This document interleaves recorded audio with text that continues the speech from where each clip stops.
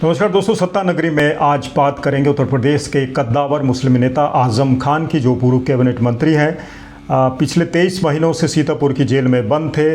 उनकी पिछले हफ्ते ही उनको बेल मिल गई थी, यानी जमानत मिल गई थी, लेकिन किसी कारणवश वो जेल से बाहर नहीं आ सके। कुछ कानूनी दांव पेच थे और फाइनली वो अब जेल से बाहर आ गए। और जेल से बाहर आने के बाद उनके समर्थकों का हुजूम उमड़ पड़ा। दर्जनों गाड़ियां उनकी अगवानी के लिए, उनको रिसीव करने के लिए पहुंची थी।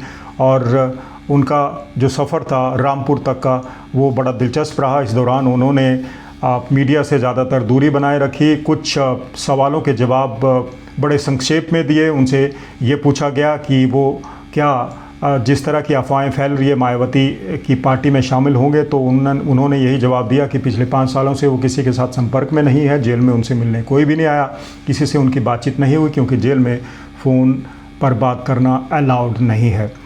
वहीं जब उनसे ये पूछा गया कि समाजवादी पार्टी प्रमुख अखिलेश यादव ने कहा है कि जब समाजवादी पार्टी यानी सपा सत्ता में लौटेगी तो आज़म खान के खिलाफ जितने भी 100 से ज़्यादा मामले दर्ज हैं उनको वापस ले लिया जाएगा।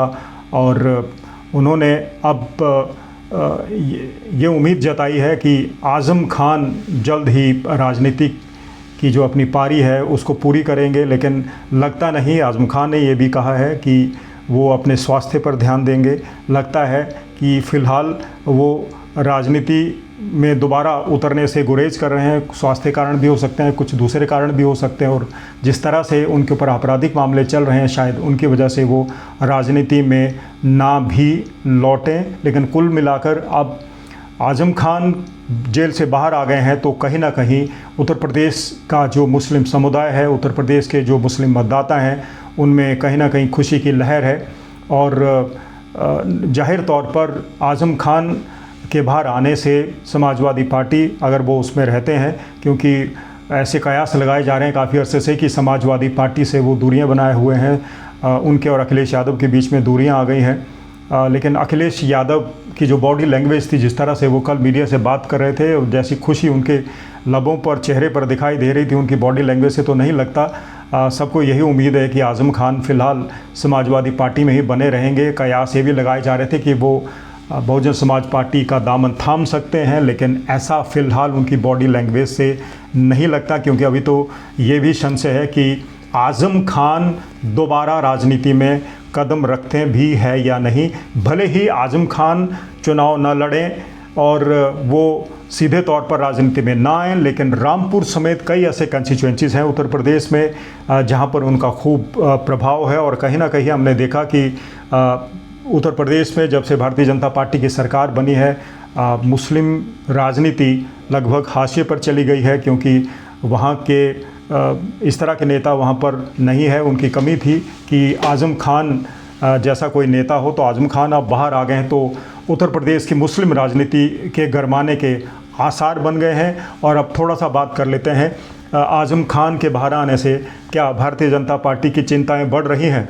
देखिए, आज़म खान जैसे ही जेल से बाहर आए, चिर परिचित अंदाज में उन्होंने काला चश्मा पहना और लोगों का अभिवादन स्वीकार किया। 23 महीने जेल में रहना कोई छोटी बात नहीं होती, रिहाई उनकी हो गई है। लेकिन सवाल है कि क्या जेल से बाहर आना आज़म खान की व्यक्तिगत सफलता कह लीजिए, या इसे 2027 के उत्तर प्रदेश में होने वाले विधानसभा चुनाव के साथ जोड़कर देखें।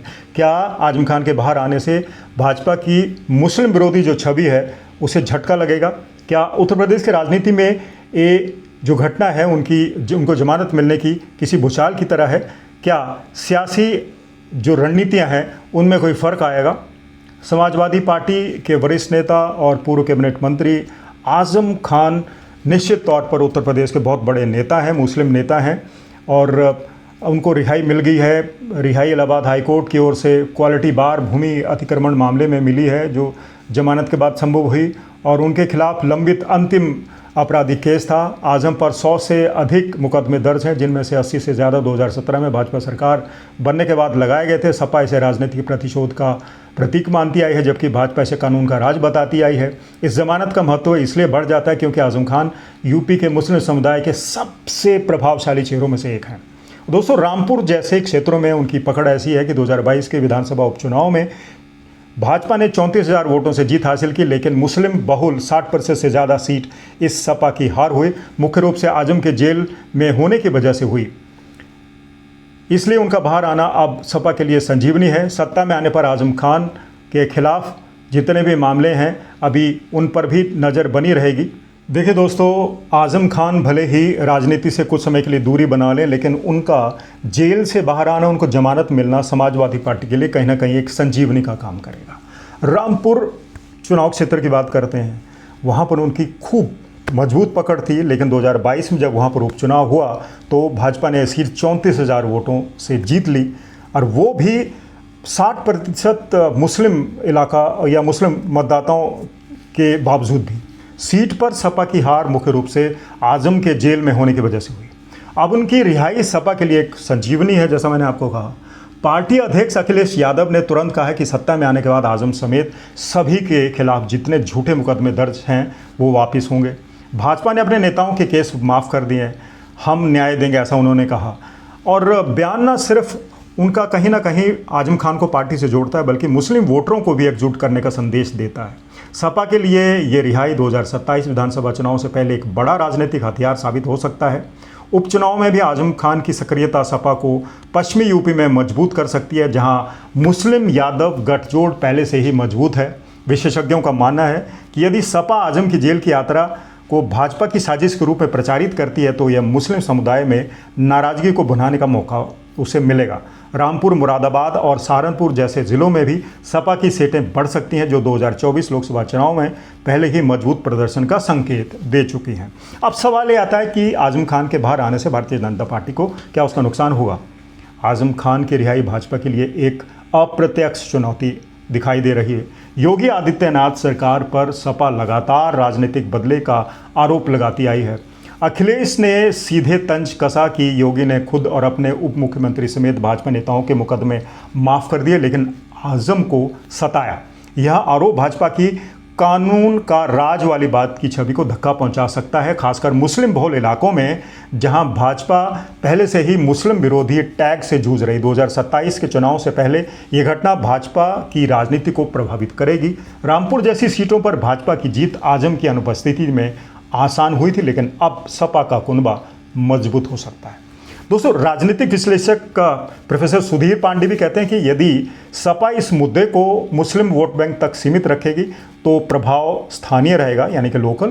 लेकिन यदि इसे व्यापक लोकतंत्र की हत्या के नैरेटिव के साथ जोड़ दिया गया तो भाजपा को पश्चिमी उत्तर प्रदेश में इसका नुकसान हो सकता है।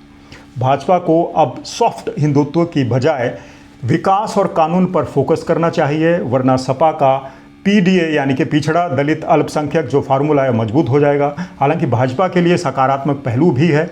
आजम के परिवार पर लगे आरोप जैसे फर्जी जन्म प्रमाण पत्र अभी भी विवादास्पद हैं, और यदि सुप्रीम कोर्ट में चल रहे अतिरिक्त धाराओं के मामले में भाजपा दबाव बनाए रखे तो सपा का नैरेटिव कमजोर पड़ सकता है। साथ ही आजम और अखिलेश के बीच में कथित मतभेद जैसे बसपा में जाने के अटकलें को भी भाजपा भुनाने की कोशिश कर सकती है, लेकिन कुल मिलाकर ये भाजपा के लिए ये फ़ायदेमंद होगा। मुस्लिम एंगेजमेंट की जो कोशिश भाजपा की है उसको भी थोड़ा फ़ायदा मिल सकता है। फिलहाल डिपेंड करेगा कि सपा इसे कैसे लेती है।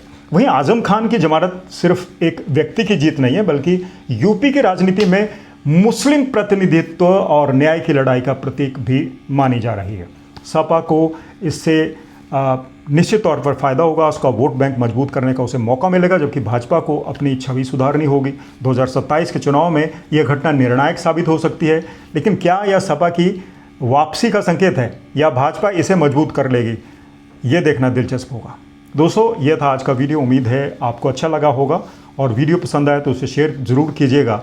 और अगर आपने अभी तक हमारा चैनल सब्सक्राइब नहीं किया है तो उसे सब्सक्राइब ज़रूर कर लीजिएगा, ताकि आपको राजनीतिक विश्लेषणात्मक जो खबरें हैं यहीं पर तुरंत मिलती रहें। नमस्कार।